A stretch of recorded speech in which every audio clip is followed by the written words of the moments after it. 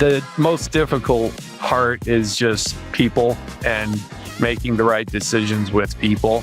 You're thinking about their family and things like that, but also growing a successful business. 1, 2, 3, 4. Hey there.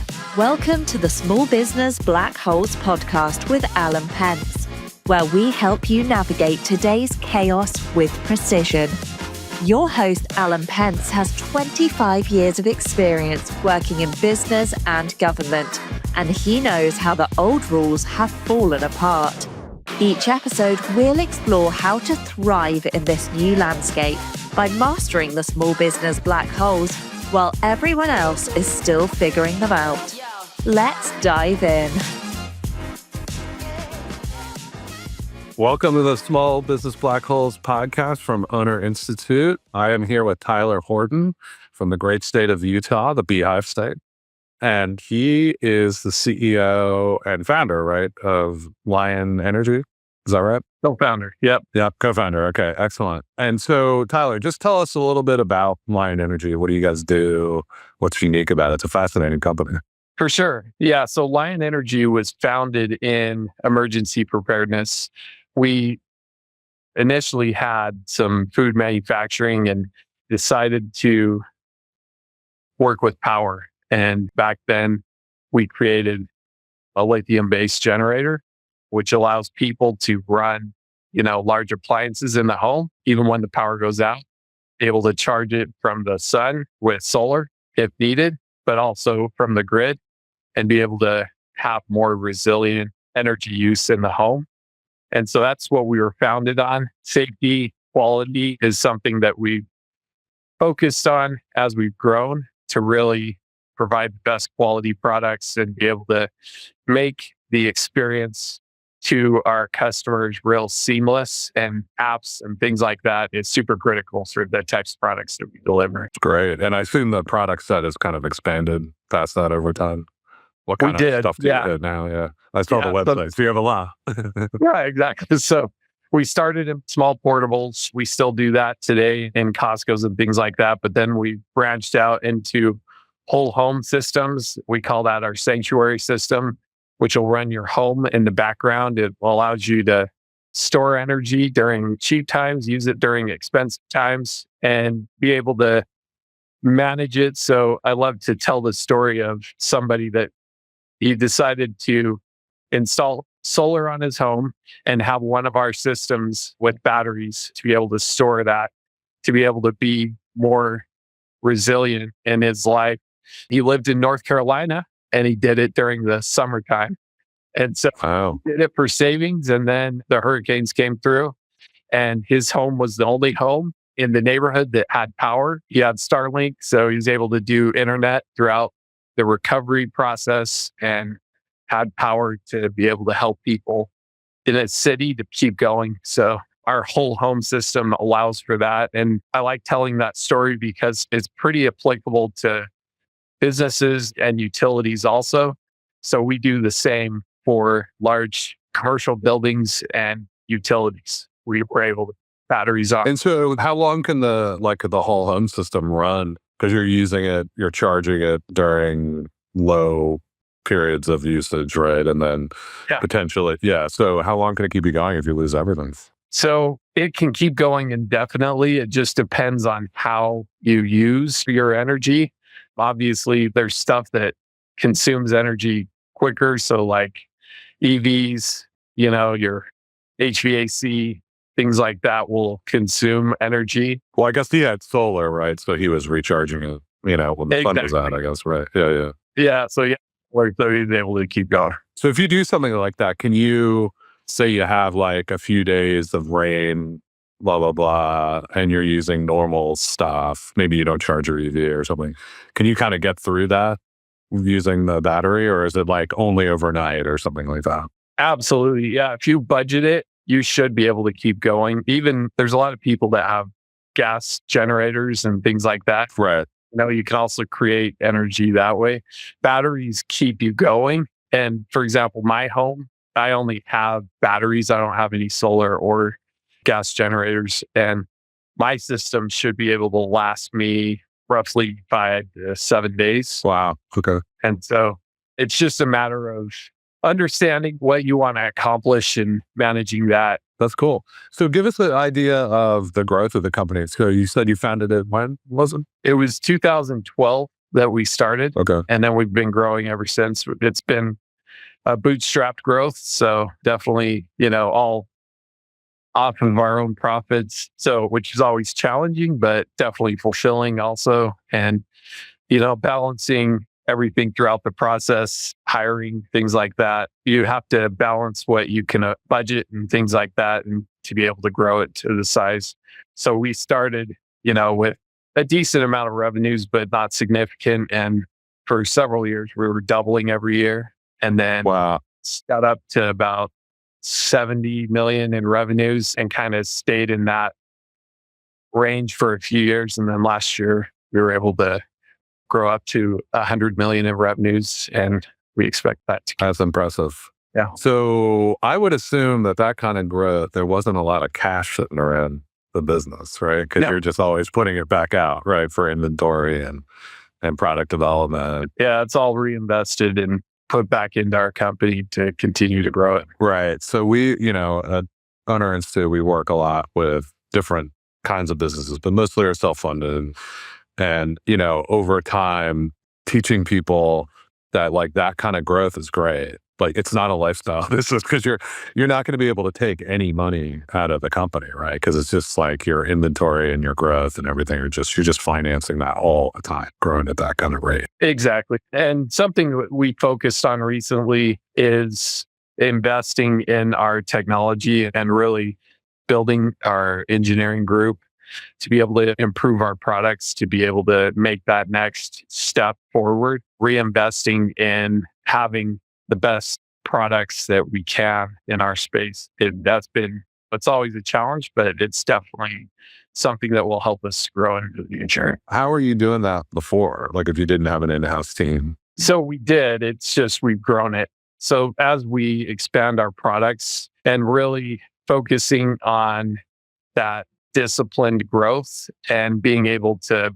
develop a new product, grow into it, and profitability as a percentage went down. So you always have to be profitable as a business. That needs to be, first and foremost is maintainability.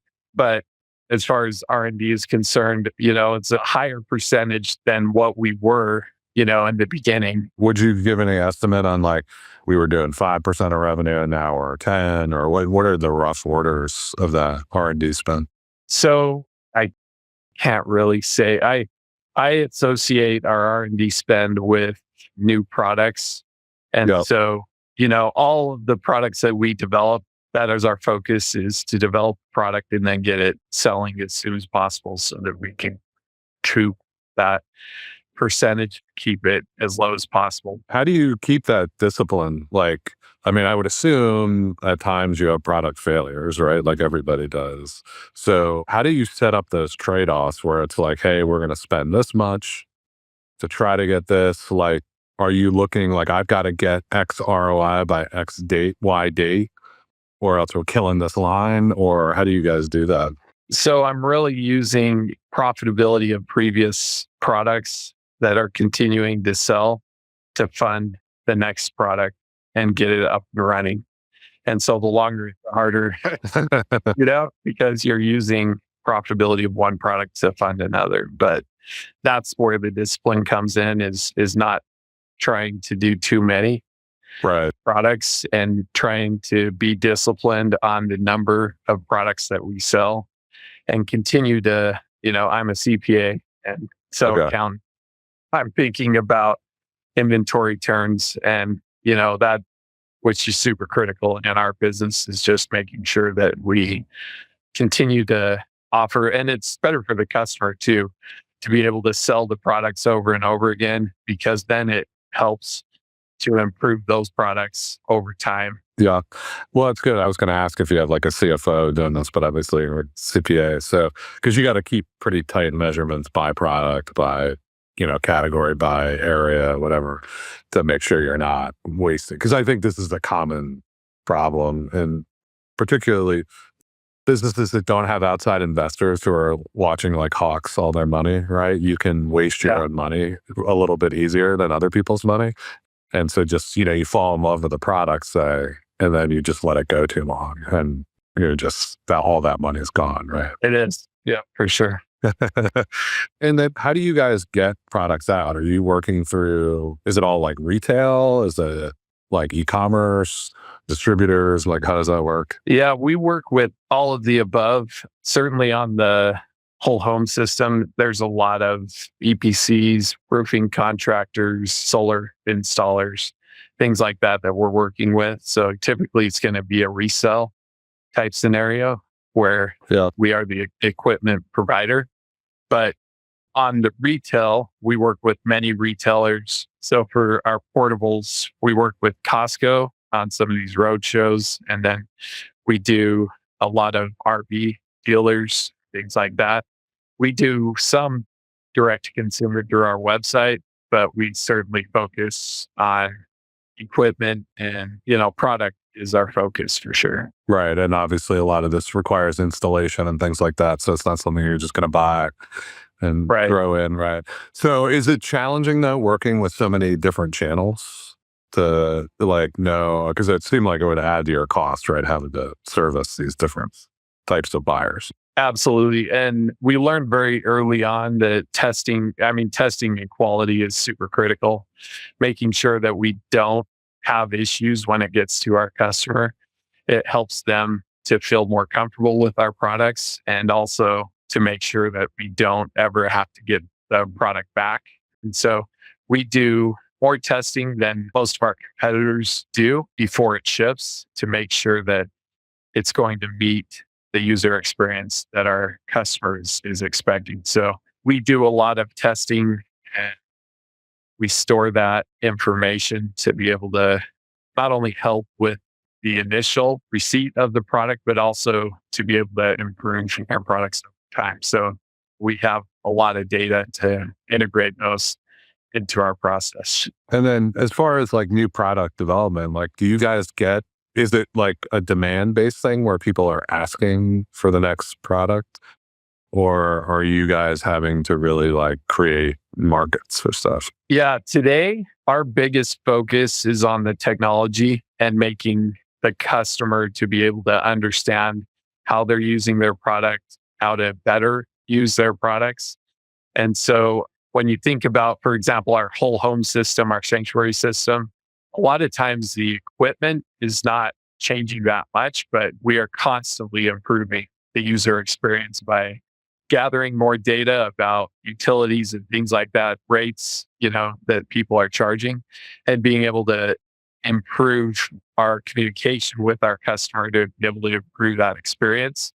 Because when it comes down to it, in the energy business, we're trying to make this a profitable thing for our customers and be able to help them to, make the products that we deliver work for them and be able to return, spend less on their energy. And so our focus is to continue to improve that as we improve. There are minor improvements to our products that we continue to make to just improve that experience. But most of the improvements that we're making today are really software focused. Okay. And how much of it is driven by sort of green spending? Is that, or is it generalized past that to everything? And how are you seeing that environment play out? I mean, obviously we're looking at potential cuts next year. Yeah, tax credits, they're really good for encouraging people to do these types of spends. It is good for the environment to do what we're doing, but it's also good for the utility.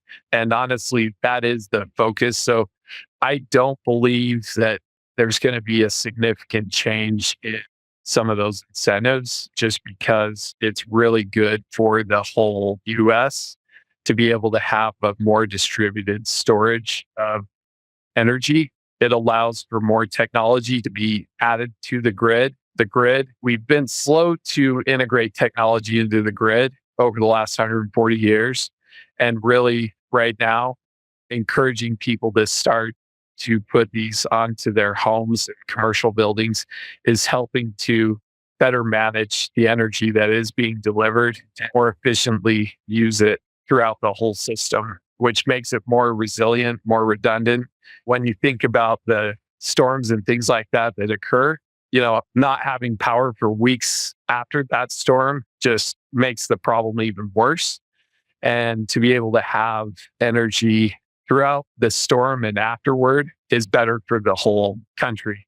So a lot of definitely improves that. Yeah, it's interesting. I hadn't thought about it that way, but it's not necessarily even just green. It's like you're in the business of distributing power and then relieving the grid to some amount, to some extent, right?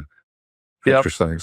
So you think that they'll have to keep those subsidies going because of just the wide base use of them and everybody wants them, basically? I think it's good for the infrastructure. Yeah. So areas like Texas and California, they're helping with some of these, and it's out of their own desire. Fun. So yeah. So like, for example, it gets really expensive in the middle of the day when everybody turns on their AC. And to be able to have that type of power to deliver all the time is really difficult. So having more distributed power is important for them. And then, with solar and things like that, it is infrastructure and it is something that is really good for everywhere that's being installed. And so I feel it's something that it's kind of a bipartisan thing. It's not, there's certain parts of the clean energy that was like more controversial because it's probably less efficient and really trying to push the clean message. But the types of things that we do is critical for many reasons. Yeah. So looking back on this pretty phenomenal growth, right? I mean, going from 0 to 100 million in 13 years, I guess, something like that. What were like the hardest decisions and gates to get through? And give us some idea of like scaling a company like that. What do you face? Yeah. The most difficult part is just people and making the right decisions with people. You're thinking about their family and things like that, but also growing a successful business. Going from one stage of a business to another, it requires more intelligence in information, and being able to have that information available is super critical. So you have to continue to improve infrastructure and things like that. So having the right mix of people from throughout the process, but also, being able to help or to provide opportunities for those that have been loyal to us, being able to help them to grow in their professional careers and, teach them to help them to improve their understanding of everything is super important to us. So having that balance is important. Yeah. Well, I always say like, it's really difficult because companies can grow faster than the people running them can, right? So I don't know if people's skills grow 50% a year unless they're like drastically underskilled. They're like maybe 22, you can do that. But once you're at a certain level, it's pretty hard to like keep up with that growth. And I like how you said, like at each phase of the business, sort of like the people, the information you need, the systems have to change, right? And that's pretty daunting task when you're growing 50% a year. I mean, and if you're focused on hiring the right people, it can also help those others that want to get better to have people that are a little more experienced to be able to help them to grow their knowledge and understanding of the business. So it's a balance that you continually have to do, just because you should be growing as a company, and to grow as a company, you need to have, growth in employees and abilities, things like that. Yeah, excellent. Find balance. Yeah. Yeah, exactly. And what do you think? You think it's really like the people that's the crucial thing? And then sounds to me like also just the willingness. Because it sounds to me like really you move into like a capital allocator role at a certain point when you're looking at products and where you're going to invest. And so I think a lot of people get into something because they're good at sales or they're good at delivering whatever it's a service. And then they find themselves as the company grows. Warren Buffett talks about this. You become a CEO because you're good at finance or sales or something like that. And then all of a sudden, basically your entire job is what money should we put to what product for how long and what return do we need to get? And that becomes your entire role. Have you found that like you've had to, well, you're a CPA, you got a little more training in it, but I feel like a lot of people just aren't prepared for that. They're not trained to do it. Yeah, it's a never ending pursuit. You just have to keep going every day and continue to, improve.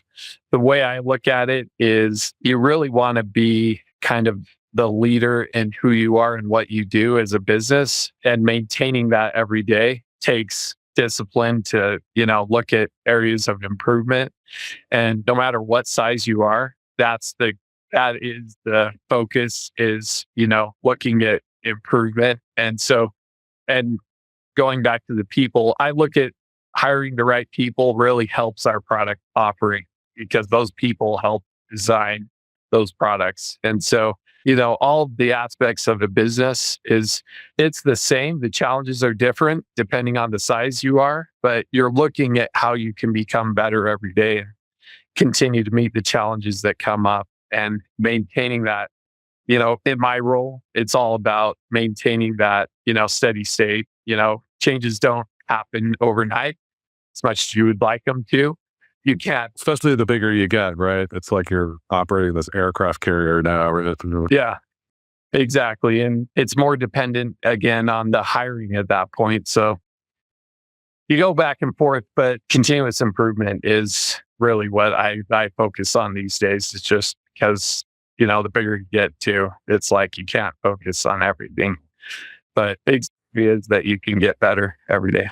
And where do you guys, just curious, do you guys manufacture in the States, overseas? How does that work usually? We do some of both. So our customer base is all US, and US is our focus, but especially with lithium being manufactured mostly internationally, that we have to work with that. We have a company that we're working with, American Battery Factory, that is building lithium manufacturing in Arizona, actually. So that is part of our roadmap, is to be all US, manufacturing, but we're transitioning to that over time. Are you guys facing tariffs at all at this point? Or We do, and trying to find the right countries to manufacture it is a thing. We have several pieces of our hardware that we have a choice because it's all in-house designed. So some of our PCB boards, we have the choice. It's usually more expensive to manufacture in the US and takes a little bit longer, but we have that ability. And so depending on the cost of the tariffs and things like that, we'll make that decision. But we definitely prefer to have US manufacturing. And over time, over the long run, especially in batteries, we get pretty heavy and big batteries, and especially at the shipping utility scale, it's better for the US and better for us as a company to focus on that transition. So those are some of the challenges that I deal with today for sure. Yeah, and I'm sure it's hard to figure out what country is under what tariff when. Yeah, excellent. Well, Tyler, this has been great. Really appreciate it. And if people want to reach out, what's the best way to get in contact with you? Yeah, so our website is lionenergy, LIONENERGY.com. So go to our website for sure. Yeah, check it out. Yeah, and you can reach out to anybody. We have full customer service. So here in the Cool. rep based, which is awesome. Okay, excellent. Great to hear it. All right, thanks, Tyler. All right, thanks, Alan. You've been listening to the Small Business Black Holes podcast with Alan Pentz. For more insights on mastering the new game, follow @apentz, that's APENTZ on X. And make sure to subscribe to the podcast so you don't miss a single episode. Thanks for tuning in. And remember, in today's world, you don't follow the rules, you write them.